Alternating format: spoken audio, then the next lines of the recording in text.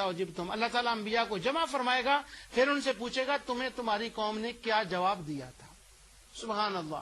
तो ये तो बात और हो रही है, और कुछ अंबिया ये क्यों कहेंगे कालू इन्नका अंता अल्लामुल गुयूब, ये अल्लाह ताला का अदब होगा।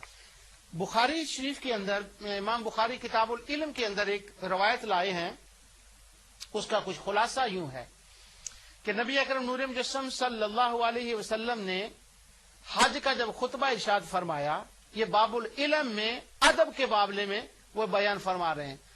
हुजूर अलैहिस्सलातु वस्सलाम ने खुतबा इरशाद फरमाया तो आपने फरमाया 1,00,000 कम उबेश 24,000 सहाबा खड़े हैं।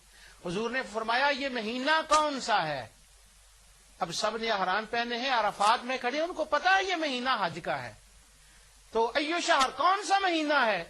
तो आगे से सहाबा कहते हैं अल्लाह व रसूलुहु आलम, हमें नहीं पता, अल्लाह और उसका रसूल जानता है। हुजूर फरमाते हैं ये शहर कौन सा है? मक्का है साथ, जिन मक्के में पले पोसे रहे हैं, वहां अल्लाह का घर है, मक्के को जानते हैं कि ये मक्का, कहते हैं हमें नहीं पता। हुजूर फरमाते हैं ये मैदान कौन सा है? अराफात में खड़े हैं, वो कहते हैं हमें नहीं पता।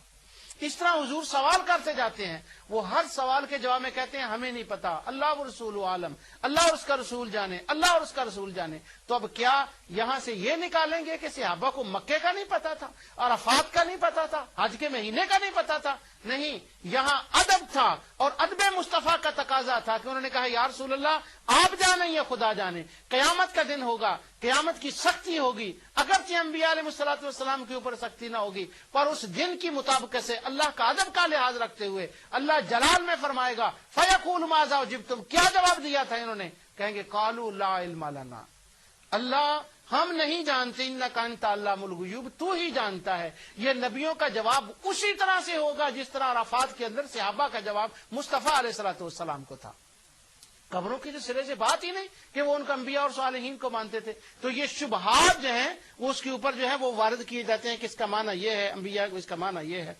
और फिर ये कहा जाता है कि पुराने मुशरिक और आज के मुशरिक बस एक ही किस्म के हैं, वो भी ऐसा करते थे, ये भी ऐसा करते थे। वो मुताबिकत और सिमिलैरिटी बनाने के लिए उन मुशरिकों की आयतों मुसलमानों के ऊपर लगा दी जाती है। अब दूसरी आयत में आपको बताऊं जो शुबा के लिए, और इस लिस्ट के अंदर है, इस तफसीर के अंदर है, हाफिज इब्न तैमिया की तमाम किताबों के अंदर है, और बार बार इसमें कहा गया है कि ये फैज है हाफिज इब्न तैमिया का जो हम तक पहुंचा है। उस फैज में से जो फैज मिला है कि अंबिया औलिया को मुशरिक मानते थे, उनकी कब्रों पर जाते थे और क़यामत के दिन वो उनका इनकार करेंगे। ये आज सुनिए जरा, अल्लाह ताला इरशाद फरमाता है, ये सूरह यूनुस की 28 और 29 आयत है। अब मैंने जितना आपको बता दिया 2-3 दरसों के अंदर, मुझे उम्मीद है कि अल्हम्दुलिल्लाह जो कुरान का ज़ौक़ रखने वाले हैं उनके अंदर इतनी एबिलिटी आ जानी चाहिए कि वो शेखुल कुरानी का जो सर्टिफिकेट लिए फिरते हैं उनसे वो छीन लें कि ये तुम्हें कुरान नहीं आता, कुरान उससे उनको आता है जिनका गुम्बद खजरा वाले से ताल्लुक है। तुमने मुस्तफा को दरमियान से निकाल कर कुरान समझने की कोशिश की है, इसलिए तुम फितने का शिकार हो गए, खुद गुमराह हुए, लोगों को गुमराह कर दिया। अब ये आज जब मैं पढ़ूंगा तो फौरन आपको पता चल जाना चाहिए कि इसका मतलब क्या है। वयौम नहशुरुहुम जमीआ, मगर ये कहते हैं ये आयत दलील है इस बात की कि क्या मुशरिक जो थे वो अंबिया औलिया को मानते थे। यौम नहशुरुहुम जमीआ सुम्मा नक़ूलु लिल्लज़ीना अशरकू मकानकुम अंतुम शुरकाउकुम फ़ज़य्यलना बैनहुम वक़ाला शुरकाउहुम मा कुन्तुम इय्याना ताबुदून फ़कफ़ा बिल्लाहि शहीदन बैनना व बैनकुम इन कुन्ना अन इबादतिकुम लगाफिलीन। और जिस दिन हम इन सब को जमा करेंगे फिर मुशरिकों से कहेंगे कि तुम और तुम्हारे शरीक अपनी अपनी जगह ठहर जाओ, यहां मत आगे आना, यानी अल्लाह झिड़क देगा। क्या माना क्या किया जाता है, यानी ये आज जो है ना कि उनको झड़केगा अल्लाह ताला, कहेगा कि तुम और तुम्हारे जो है शरीक जिनको अल्लाह का शरीक, ठहर जाओ वहीं, दोनों को झिड़का जाएगा। कहते देखिए ये जो पूजने वाले हैं ना नबियों वलियों को, कब्रों पर जाने वाले, क़यामत का दिन होगा, अल्लाह इनको भी बुलाएगा, नबियों को भी बुलाएगा, वलियों को भी बुलाएगा। जब ये दोनों इकट्ठे आएंगे तो अल्लाह फरमाएगा ठहर जाओ तुम दोनों। अल्लाह अकबर, यानी अल्लाह ताला अंबिया को डांट देगा। अंबिया का तो उसमें कसूर ही नहीं होगा, تو انبیاء کو کیوں ڈانٹے گا؟ اس کا مطلب ہوا یہ ڈانٹ ڈپٹ انبیاء کے لیے نہیں ہے، یہ ڈانٹیں کسی اور کے لیے ہیں، یہ ڈانٹ ڈپٹیں کسی اور کو پڑے ہوں گی۔ کیوں؟ انبیاء کا تو یہ مقام ہوگا کہ قرآن فرماتا ہے سلام علی قول من رب الرحیم، کہ انبیاء کا تو اس دن جو دن ہوگا وہ انعام کا دن ہوگا، وہ تو نور کے ممبروں پر بیٹھے ہوں گے، ان کی تو بڑی مقام ہوگی، تو یہ ان کے لیے نہیں ہے، یہ کسی اور کے لیے ہے۔ اور کس کے لیے؟ آگے میں وہ بتاتا ہوں۔ فَزَيَّلْنَا بَيْنَهُمْ وَقَالَ شُرَكَاؤُهُمْ مَا كُنتُمْ إِيَّانَا تَعْبُدُونَ، ڈانٹ کر کہا جائے گا ٹھہرے رہو تو اپنی جگہ پر، تو ہم ان میں تفرقہ ڈال دیں گے، یعنی ان کو ایک دوسرے سے سیپریٹ کر دیں گے۔ فَزَيَّلْنَا بَيْنَهُمْ وَقَالَ شُرَكَاؤُهُمْ مَا كُنتُمْ إِيَّانَا تَعْبُدُونَ، تو ان میں تو کہیں گے کہ تو ہم، اور ان کے شریک ان سے کہیں گے کہ تم ہم کو نہیں پوجا کرتے تھے، یعنی جن کی وہ عبادت کرتے ہیں نا، وہ کہیں گے تم نے ہماری عبادت ہی نہیں کی۔ آگے سے وہ کہیں گے فَكَفَى بِاللَّهِ شَهِيدًا بَيْنَنَا وَبَيْنَكُمْ إِن كُنَّا عَنْ عِبَادَتِكُمْ لَغَافِلِينَ، وہ کہیں گے ہمارے اور تمہارے درمیان خدا ہی گواہ ہے، کافی ہے کہ ہم تمہاری پرستی سے بالکل بے خبر تھے، ہم نہیں جانتے تھے کہ تم نے ہماری کوئی عبادت کی تھی، ہمارا اللہ گواہ ہے۔ جب وہ اعلان کریں گے نا ہمیں نہیں معلوم کہ تم نے ہماری عبادت کی ہے، تو یہ پتہ، یہ ہمارے مفسرین شبہ ڈالنے والے کیا کہتے ہیں، چونکہ نبیوں ولیوں کے اوپر تو مٹی پڑی ہوئی ہے قبروں کے اندر، ان کو کیا معلوم کہ ان کو کون پوج رہا ہے، تو وہ کہیں گے ہم ان کو نہیں جانتے۔ یہ عرس پر آتے ہوں گے کہیں، یعنی سال کے بعد عرس پر آتے ہوں گے، چادر چڑھاتے ہوں گے، ننگے پاؤں آتے ہوں گے، یہ کرتے ہوں گے، ہمیں ان کے بارے میں پتہ نہیں۔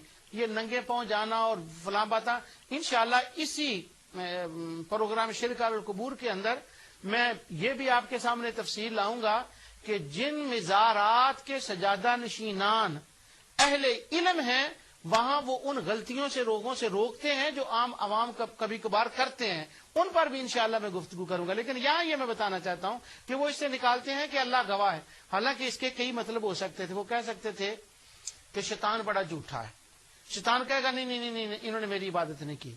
اچھا، وہ جو جنات مسلمان ہیں وہ کہیں گے انہوں نے ہماری عبادت نہیں کی۔ وہ جو بے جان پتھر ہیں وہ کہیں گے انہوں نے ہماری عبادت نہیں کی۔ لوگ درختوں کی عبادت کرتے تھے، درخت کہیں گے انہوں نے ہماری عبادت نہیں کی۔ تو بتوں کے اندر تو روح ڈال کر ان کے سامنے لایا جائے گا، تو وہ کہیں گے ہم ان کو نہیں جانتے۔ یعنی اس کے اندر 20 تفسیر ہیں۔ وہ معبود جو ان کے معبود تھی، ان کے عین مطابق یہ ساری فٹ بیٹھتی تھی، لیکن ان کا ذوق پورا نہیں ہوتا تھا جب تک وہ یہ بات نہ کرے۔ اب وہ کون تھی، اس کی میں آگے تفسیر آپ کو بتاتا ہوں۔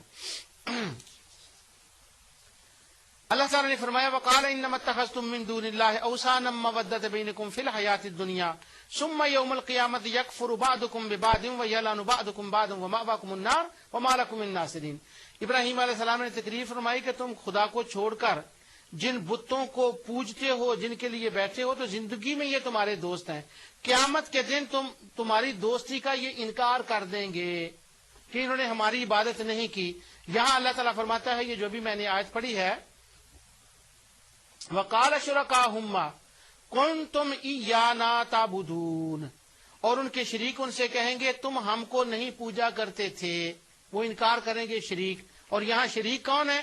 اللہ فرماتا اوثانا مودہ، وہ جو بت ہیں، ثم یوم القیامت یکفر بعضکم ببعض، تو کیا ہوگا کہ وہ ایک دوسرے کا انکار کریں گے، وَیَلْعَنُ بَعْضُکُم بَعْضًا، اور وہ ایک دوسرے پر لعنت بھیجیں گے۔ تو اللہ فرماتا ہے وَمَأْوَاكُمُ النَّارُ، اور دونوں کو ہم جہنم میں بھیج دیں گے۔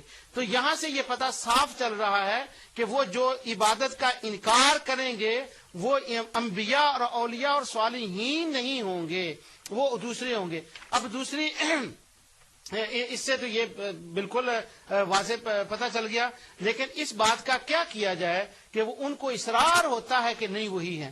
اب بعض آیات وہ ہیں، مجھے اشارہ بھی ہو گیا، بعض آیات وہ ہیں کہ جن کے اندر ان کے جاندار ہونے کا ذکر ہے کہ اللہ تعالیٰ فرماتا ہے قُلْ أَفَاتَّخَذْتُم مِّن دُونِهِ أَوْلِيَاءَ لَا يَمْلِكُونَ لِأَنفُسِهِمْ نَفْعًا وَلَا ضَرًّا۔ سورہ رعد کی 16 آیت ہے کہ اللہ تعالیٰ فرماتا ہے یہ تو اپنی جانوں کے بھی مالک نہیں ہے نفع نقصان کے۔ تو وہ کہتے ہیں دیکھیں جب جان کا لفظ آ گیا تو صالحین ہی مراد ہو گئے۔ دوسری آیت اللہ تعالیٰ سورہ فرقان کے اندر فرماتا ہے آیت نمبر 2 میں الذی لہ ملک السماوات والارض ولم یتخذ ولدا ولم یکن لہ شریک فی الملک وخلق کل شیء فقدرہ تقدیرا۔ کہ اللہ تعالیٰ وہی آسمان اور زمینوں کی بادشاہی اسی کے پاس ہے، اور جس نے کسی کو بھی اس کی اولاد بنایا، اور جس کا بادشاہی میں کوئی شریک نہیں، اور جس نے ہر چیز کو پیدا کیا اور اس کا اندازہ لگایا۔ اللہ تعالیٰ نے یہاں پر جو ہے نا وہ فرمایا